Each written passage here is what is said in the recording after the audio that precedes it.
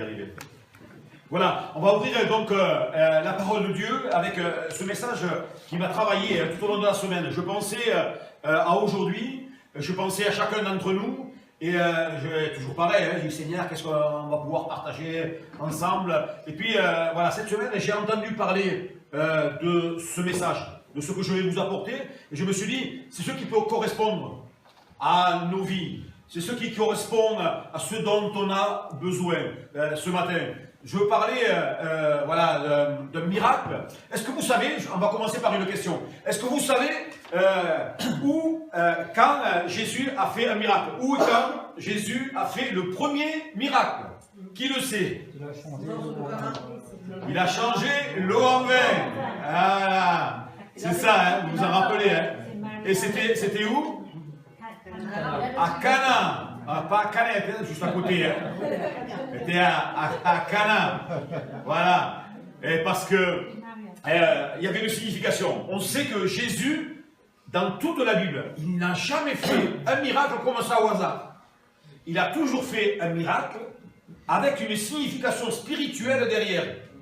Et ici, la signification, hein, évidemment, c'est étonnant hein, que l'on voit que finalement, dans ce miracle, le premier miracle, Jésus l'a fait lors d'un mariage.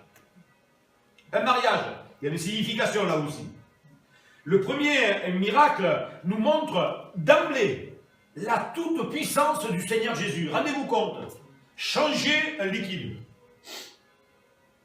De l'eau en vin. Il y a une portée spirituelle qui est pour chacun d'entre nous. Évidemment.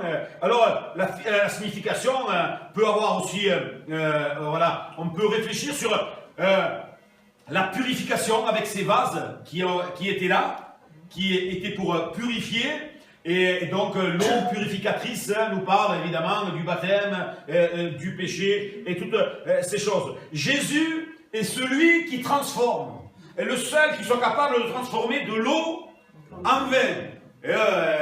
Et c'est plus que certains biologistes hein, qui ont quand même des grandes capacités à essayer de transformer des fois certains éléments, mais là, changer de l'eau en vin.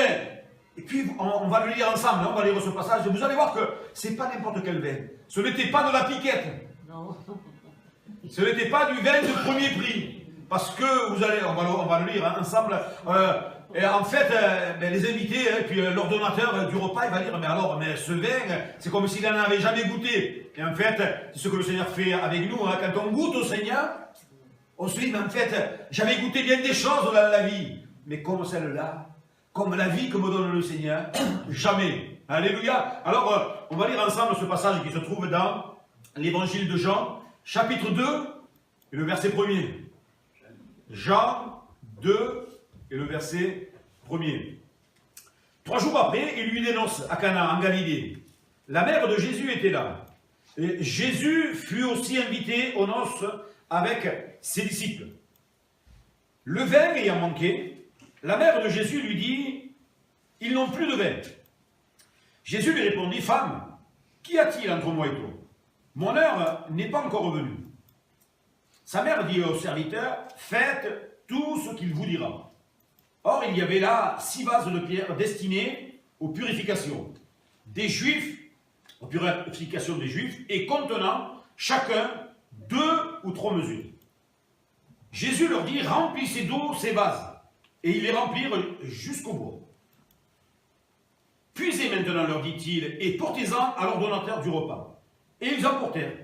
Quand l'ordonnateur du repas eut goûté l'eau changée en vin, ne sachant d'où venait ce vin, tandis que les serviteurs qui avaient puisé l'eau le savaient bien.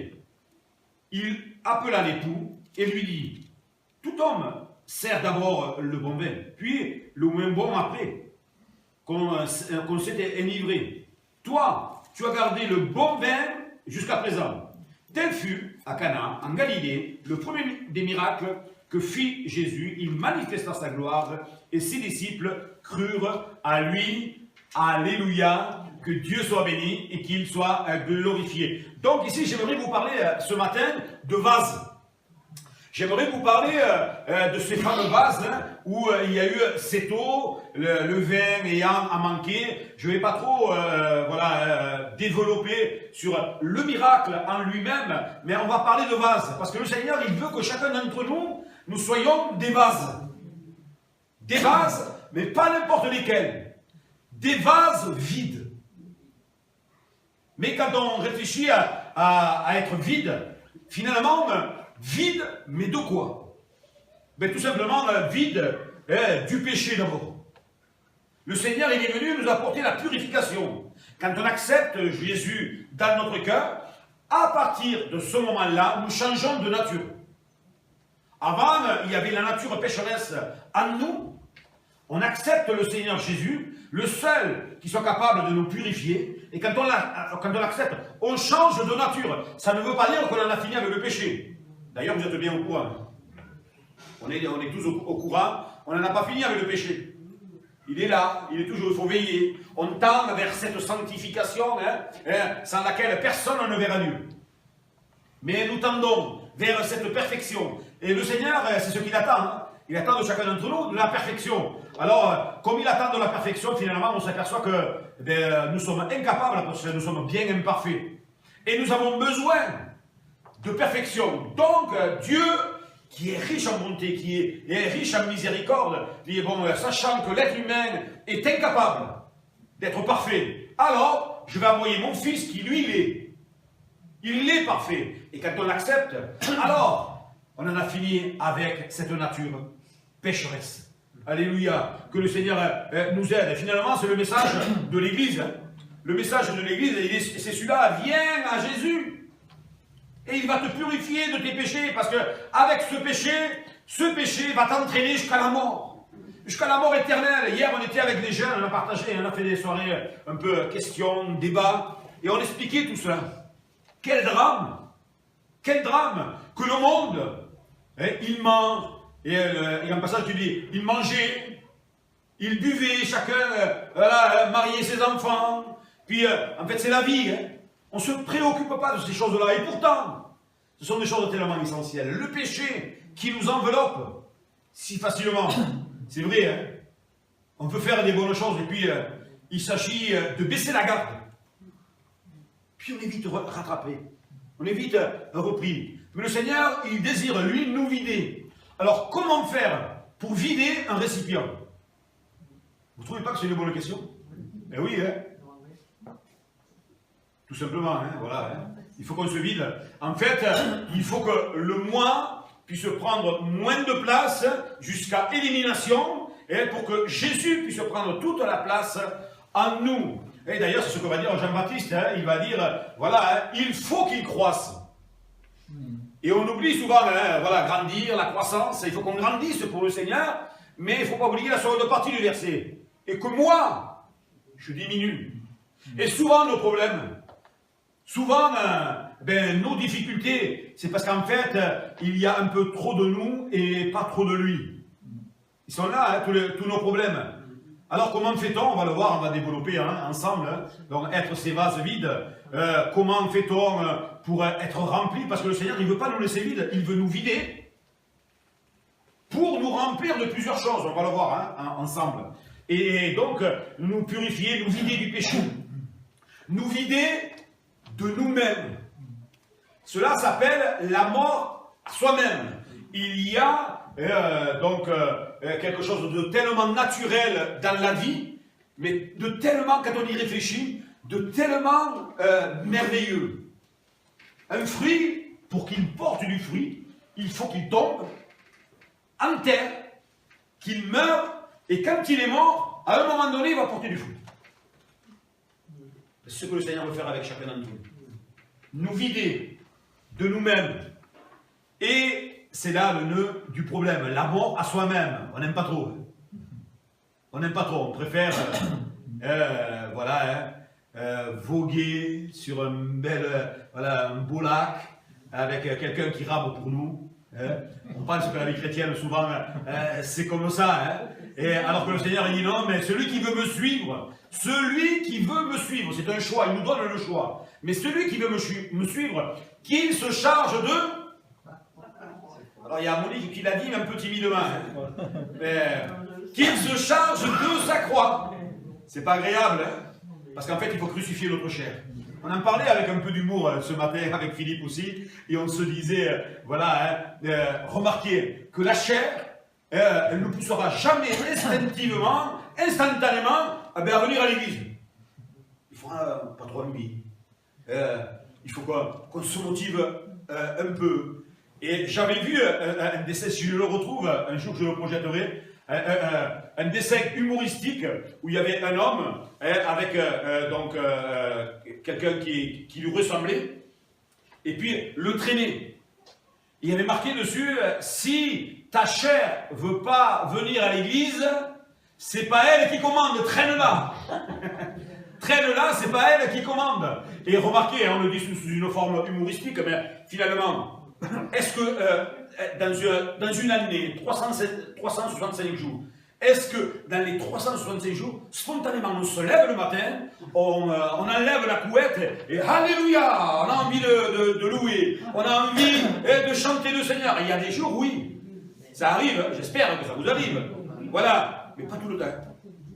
Il y a des fois, on a passé une mauvaise nuit, on a la trace de l'oreiller, puis on n'est pas... Alors il y a des expressions dans le monde, hein. On se lève du mauvais pied. Alors quand on se lève du mauvais pied, il ne faut pas que le conjoint, celui qui est à côté, il ne faut pas qu'il nous parle pendant un certain laps de temps. Vous avez remarqué ça, hein. Surtout, ne me parle pas, laisse-moi atterrir, laisse-moi me remettre de ces émotions. En fait, souvent, c'est ça. Hein. Mais en tout cas, voilà, le Seigneur, il veut faire une œuvre dans nos vies. Il veut nous vider de nous-mêmes. Il veut nous vider finalement de notre orgueil. Pour être rempli de lui. Donc, premièrement, ce que le Seigneur veut faire avec nous, c'est de nous vider. Mais il ne veut pas nous laisser vides. Il veut nous remplir. Donc, mais avant de nous remplir, il va changer un peu la matière. On est des vases d'honneur. Alors moi, j'avais espéré, bon, je ne l'ai pas marqué, mais j'aurais pu le marquer en gros. Et, si on m'annonce que je suis un vase d'honneur, si je le réalise, j'aurais osé espérer ce matin dire un grand amen. Je dis Alléluia, je suis un vase d'honneur. Amen. Le Seigneur, il fait de nous des vases d'honneur. Regardez 2 Timothée, chapitre 2 et le verset 20. 2 Timothée 2, 20. Dans une grande maison, il n'y a pas seulement des vases d'or et d'argent, mais il y en a aussi de bois et de terre. Les uns sont des vases d'honneur et les autres sont d'un usage vil. Ici, tout d'abord, ce qu'il faut comprendre, c'est que la maison, c'est notre cœur. Et il y a différentes sortes de vases. Mais le Seigneur, il nous a dit, les uns sont des vases d'honneur. Ici, ça nous représente qu'on a de la valeur aux yeux du Seigneur. Chacun d'entre nous. Alors encore une fois, on en a parlé hier avec les jeunes. Je leur disais, ne vous laissez jamais dévaloriser par qui que ce soit.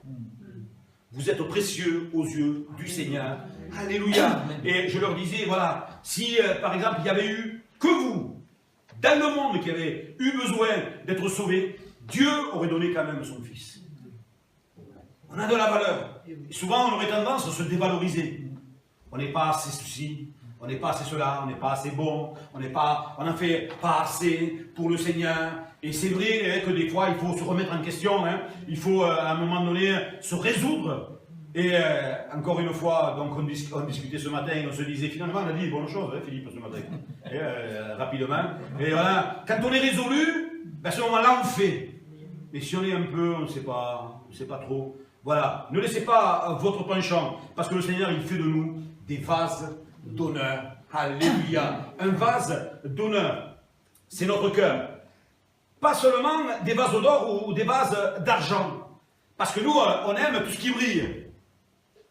Eh oui, mais tout ce qui brille, alors la sœur Edith, elle l'a dit, hein, tout ce qui brille n'est pas d'or. Et d'ailleurs, c'est ce que fait le diable. Il nous fait scintiller, miroiter certaines choses pour leur dire, voilà, c'est ça la vie. Et puis, c'est comme un mirage. En fait, la vie, c'est pas ça. Hein. La vraie vie, c'est le Seigneur qui la donne. Et oui, hein. Donc l'ennemi, il essaye de nous faire miroiter certaines choses Alors des fois, ce n'est pas trop dans un choc frontal qui nous attaque. Il va nous attaquer dans les petites choses. Donc on en parlait, hein. C'est pas grave. Ne prie pas le Seigneur. C'est pas grave, ne lis pas la parole. C'est pas grave, n'aie pas de relation aujourd'hui avec Dieu le Créateur. Et souvent, et si on fait comme ça, on s'habitue. Et ça fait des chrétiens, ça fait de nous des chrétiens un peu mornes, sans vie, des chrétiens où il n'y a pas de vigueur, il n'y a pas de zèle. Mais moi je le dis, j'ose le dire ce matin, tant pis au risque de déranger, mais la parole, elle doit servir aussi à ça, à nous déranger un peu. En fait, il n'y a rien de plus triste, il n'y a rien de plus laid que quelqu'un qui dit qu'il a le Seigneur dans son cœur et qui est fade. Parce que s'il y a la vie de Dieu à nous, alors forcément il va nous donner les choses qui vont avec. Alors ne vous laissez plus condamner, ne vous laissez plus avoir par l'ennemi qui essaye de nous faire miroiter certaines choses. Mais de se dire, Seigneur, dans les petites choses, je vais être fidèle. Et quand on parle de petites choses, on peut parler de nos rencontres. On disait que finalement,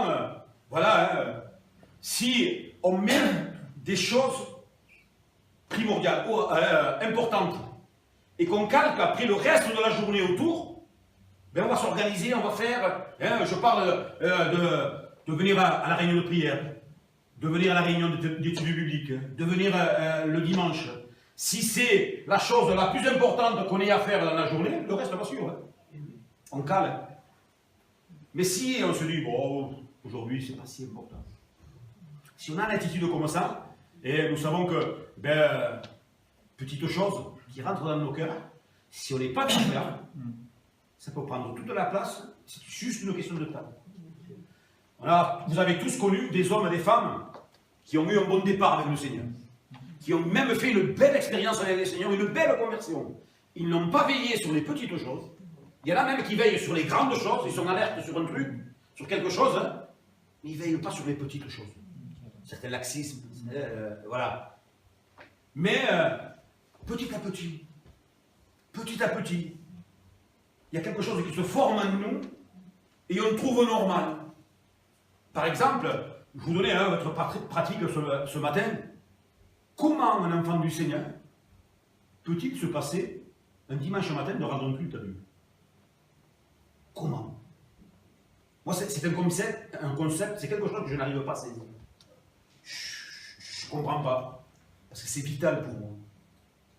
Venir pour rendre un culte à Dieu, mais c'est tellement vital pour moi. Parce que moi, je veux honorer le Seigneur. Parce que le Seigneur, il a tellement fait pour moi que c'est au moins ça que je lui dois. Et quand notre priorité, c'est Dieu, alors il va nous donner le reste. On l'a chanté ce matin, vous vous en souvenez? Cherchez d'abord le royaume de Dieu et toutes choses vous seront données en plus. Et nous, souvent, on réagit, mais différemment. Seigneur, donne-nous les choses en plus. Et puis, on cherchera le royaume quand on aura 2 minutes. Non, il y a des principes de Dieu qu'on ne peut pas changer. Il y a des principes de Dieu qu'on ne peut pas... Nous, on est les spécialistes, je me mets dans le lot, des petits arrangements. Mais avec Dieu, on ne peut pas s'arranger. Il est celui qui transforme. Amen. Alors, dans ces vases d'honneur, nous aurions tendance à voir donc tout ce qui est clinquant, qui scintille. Mais en fait, il y a un passage dans 2 Corinthiens, chapitre 4, et à partir du verset 7, donc 2 Corinthiens 4, et le verset 7 à 11. 2 Corinthiens 4, 7 à 11. Regardez comment est la qualité de ce vase. Nous portons ce trésor dans des vases de terre, afin que cette grande puissance soit attribuée à Dieu et non pas à nous. Nous sommes pressés de toute manière, mais non réduits à l'extrémité, dans la détresse, mais non dans le désespoir, persécutés, mais non abandonnés, abattus, mais non perdus, portant toujours avec nous dans notre corps la mort de Jésus, afin que la vie de Jésus soit aussi manifestée dans notre corps. Car nous qui vivons, nous sommes sans cesse livrés à la mort à cause de Jésus, afin que la vie de Jésus soit aussi manifestée dans notre chair mortelle. Alléluia. Alors le vase que nous sommes sont des vases de terre. Et ça représente notre corps humain. Hein. Nous avons été tirés de la terre. C'est bien faible. Mais là, on s'aperçoit finalement la sagesse de Dieu, la grandeur de Dieu. Parce que nous sommes des vases de terre. Et avec cette terre, il peut nous façonner. Vous trouverez dans Jérémie, je ne l'ai pas mis, on aurait pu le mettre. Dans Jérémie, le divin potier, qui prend le récipient, il le met sur une tour, il le façonne, et quand ça ne marche pas, on recommence, on ne rafistole pas. On recommence jusqu'à que ce vase de terre, il soit formé. Mais comme le Seigneur est un artiste, il ne se trompe pas, lui. Hein. Il ne se trompe pas. Le divin potier, des trésors dans des vases de terre. Est-ce qu'on imagine est-ce qu'on réalise que nous portons un trésor à nous? Eh oui, hein? Ce trésor, c'est la présence de notre Seigneur Jésus. On l'a lu ensemble. Hein? Et non seulement sa présence, sa mort, mais aussi sa résurrection. Jésus est vivant, il vit en moi. Amen. Nous sommes cette argile malléable entre ses mains. Comme l'argile entre les mains du potier, laissons-nous façonner à son image. Laissons-nous façonner à son image. Quel est le meilleur moyen de savoir si nous sommes à l'image du Seigneur? Eh bien, ceux qui me voient tous les jours, on doit pouvoir leur demander, alors dans la vie de tous les jours, comment ils se comportent. C'est ça, hein? Alors veillons à notre témoignage. Romains 9, 21 nous dit ceci. Le potier n'est-il pas maître de l'argile? Ne l'oublions jamais. Hein? Il y a un maître de l'argile. Pour faire avec la même masse un vase d'honneur et un vase d'usage vil. C'est lui qui est le maître. C'est lui qui façonne. Des fois, c'est pour ça que j'ai commencé comme cela, en disant qu'on doit se vider. Parce que des fois, on ne se laisse pas façonner. D'ailleurs, il y a toujours cette parole qui me revient hein, dans mon cœur, où Jésus va pleurer sur Jérusalem. Et alors, combien de fois j'aurais voulu intervenir pour vous? Vous n'avez pas voulu. Il y a de l'affection quand il dit, voilà, j'étais comme un peu cette poule qui voulait protéger ses poussins, mais vous n'avez pas voulu. Vous avez choisi. Vous m'avez rejeté. Et ça, c'est quelque chose de terrible. N'oublions jamais que c'est lui, le maître, le potier. Donc, et une fois qu'on réalise que nous sommes dans cette faiblesse, que nous voulons être cette glaise malléable entre les mains du Seigneur, alors, il veut nous amener plus loin, pour nous remplir dans ces vases de terre. Mais nous remplir pas de n'importe quoi. Il faut que les vases contiennent de l'eau. De l'eau. Et nous savons que l'eau, ça symbolise la parole. L'eau symbolise la parole que nous avons reçue et dont nous devons abreuver les autres. Ne l'oublions jamais. On aurait une tendance à tout ce qu'on reçoit du Seigneur à le garder. C'est un réflexe naturel. Alors que le Seigneur, il nous donne pour qu'à notre tour, nous puissions donner. Et j'espère qu'on ne garde pas, hein, mais qu'on donne. Parce que comme c'est un Dieu d'abondance, il va sans cesse nous renouveler. Nous-mêmes, nous n'en manquerons jamais de cette eau qui est là aussi pour nous purifier. Est-ce que vous avez soif de la parole? Est-ce que vous la lisez, vous la dévorez? Moi, j'ai encore et toujours, j'ai dit Seigneur, on en parlait, donc avec William, avec Henriette, avec Gabriel sur le trajet. Seigneur, regardez, ce thème-là, je vous l'apporte d'une certaine façon. Si je vous apporte ce thème-là dimanche prochain, ce sera encore quelque chose de nouveau. Cette parole, elle est vivante. Cette parole, donc, elle contient cette eau, soif de la parole.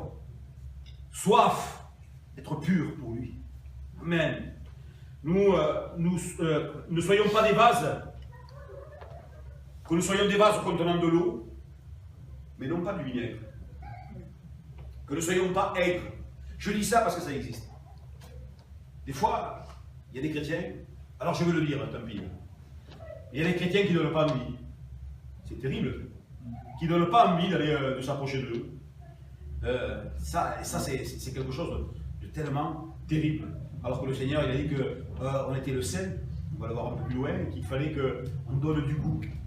Du goût à ce monde qui est fade. Qui va donner, donc si ce n'est pas nous, qui va pouvoir le faire? Le Seigneur va se servir de nous. Les vases qui contiennent de l'eau. Ces vases, une fois qu'ils contiennent de l'eau, le Seigneur, il veut les remplir aussi avec de l'huile. L'huile, c'est le symbole du Saint-Esprit. Et oui. Alors, moi je me parle maintenant. Le symbole du Saint-Esprit qui habite en nous. 1 Corinthiens 3,16 nous dit ceci. Ne savez-vous pas que vous êtes le temple de Dieu et que l'Esprit de Dieu habite en vous? Ça nous fait penser à un chant que l'on chante. Hein. Savez-vous que vous êtes le temple? Alors moi, des fois, j'ai envie de dire, en fait, des fois, je me pose la question, si on le sait. Est-ce qu'on le réalise? Que l'Esprit de Dieu, nous sommes le temple de Dieu, et que l'Esprit de Dieu habite en nous. Est-ce qu'on le réalise? Alors c'est pour ça ici que l'apôtre Paul il dit aux Corinthiens, mais ne savez-vous pas?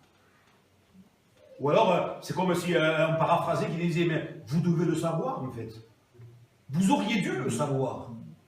Que vous êtes le temple de Dieu. Il fait son habitation en nous. Il habite en nous. C'est pas peu de choses ça. Hein. C'est quand même quelque chose de tellement fort. Et pour cela, il faut le réaliser. Il faut le comprendre. Et moi je dis, dans ce symbolisme du Saint-Esprit, je prie, continue de prier pour que chacun d'entre nous, nous soyons remplis du Saint-Esprit, au point de déborder, que celui qui n'est pas baptisé du Saint-Esprit le soit, dans le nom de Jésus, alléluia. Celui qui aspire au don spirituel et puisse l'exercer dans l'Église, alléluia. Que le Seigneur se serve de nous, alors évidemment, c'est jamais pour recevoir la gloire pour nous, mais c'est pour lui, alléluia. Alors, demandez, recherchez le baptême du Saint-Esprit. Une fois qu'on est revêtu du Saint-Esprit, demandons au Seigneur l'exercice des dons spirituels. Ce n'est pas réservé à une catégorie, hein, à une élite. C'est réservé à tous ceux qui ont soif. Et Seigneur, tu peux le faire différemment. Je prends toujours cette expression, hein, cette image. Le Seigneur, il est capable, avec son doigt, d'écrire sur un mur. D'ailleurs, c'est déjà produit. D'écrire sur un mur. Il n'a pas besoin de nous, le Seigneur, pour interpeller, pour parler, pour mettre dans les cœurs. Mais le Seigneur, il veut nous rendre participants. Il veut que nous-mêmes, nous collaborions avec nous. Parce qu'il est dit, par rapport à l'exercice des dons spirituels, que celui qui apporte un don spirituel, quand c'est un parler en langue, il s'édifie lui-même. Et quand on s'édifie, je ne sais pas quelle est la compréhension du mot édifier que vous avez, mais édifier, c'est construire en nous, et s'agrandit en nous. Alors, ne retenons pas. Et il me semble qu'il n'y a pas si longtemps, j'avais partagé sur ça. Ne soyons pas des auditeurs oublieux. Comme, alors, que personne ne s'offusque, mais c'est juste pour donner une image. Comme ces oies qu'on gave.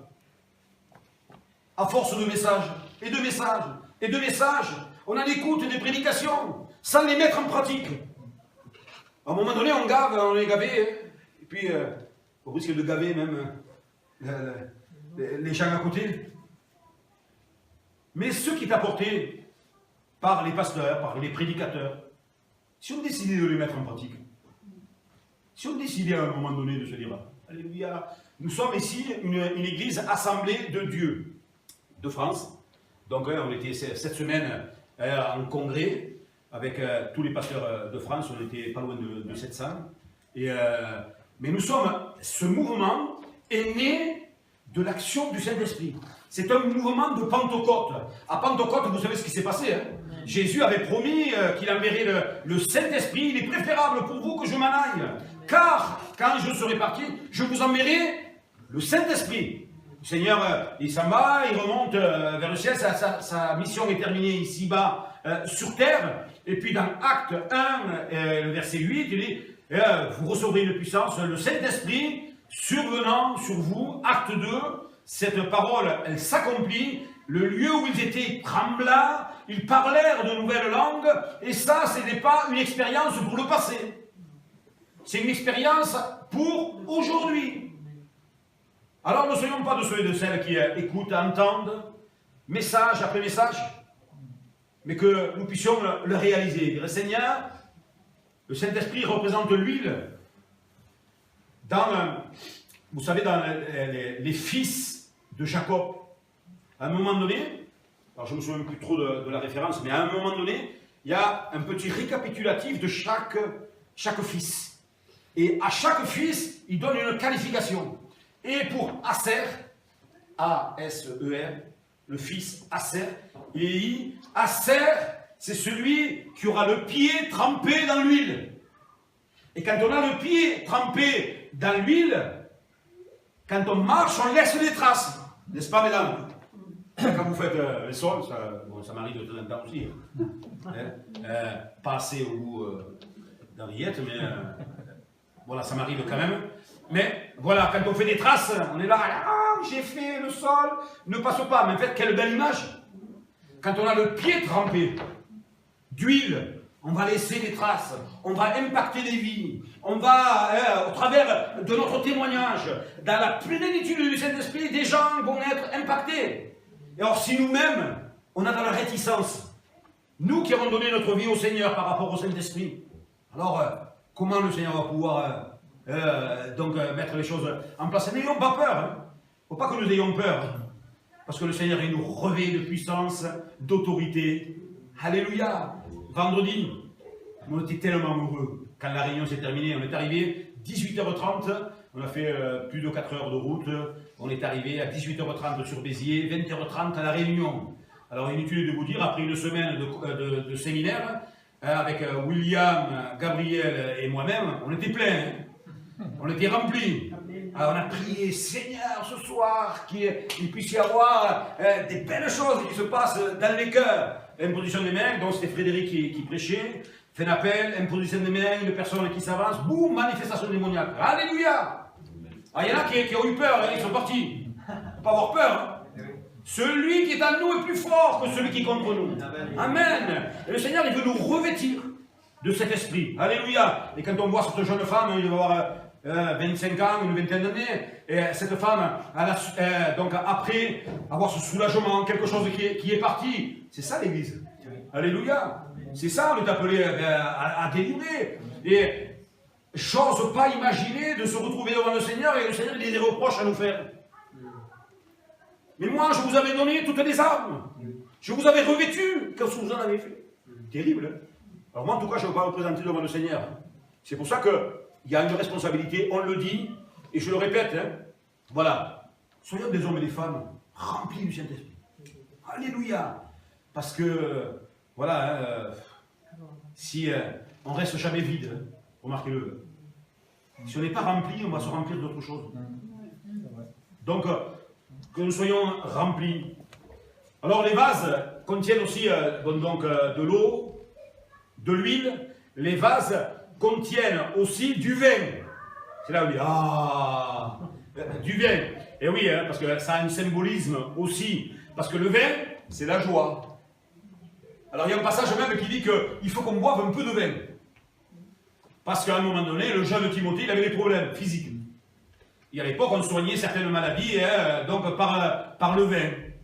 Et donc, l'apôtre Paul va dire au jeune Timothée, il va dire, mais bois un peu de vin, ça va te faire du bien. Bon, le souci, c'est que maintenant, on a oublié ces 3 lettres où il dit un peu. Ouais. Et, bois du vin. Bois un peu de vin. Voilà, un verre ou 2, ça fait, voilà, du bien. Mais le symbole, c'est quoi? C'est la joie. Le vin, c'est la joie. Est-ce que vous êtes joyeux? Amen. Est-ce que ça se voit? Sans le vin, quand même. Sans le vin, vaut mieux. Mais c'est un symbolisme, c'est un symbole, évidemment. Parce que si on attend de boire 5 ou 6 verres pour faire... c'est pas ça, c'est pas ça du tout, évidemment. D'ailleurs, il y a des versets qui en parlent. Mais c'est la joie. La joie, donc ce vin représente la joie. Zacharie 10, verset 7. Éphraïm sera comme un héros. Leur sœur aura la joie que donne le vin. Leurs fils le verront et seront dans l'allégresse. Leur cœur se réjouira en l'Éternel. Alléluia. Amen. Est-ce que... Qui n'a pas de problème? Qui n'a pas de difficulté? Qui n'a pas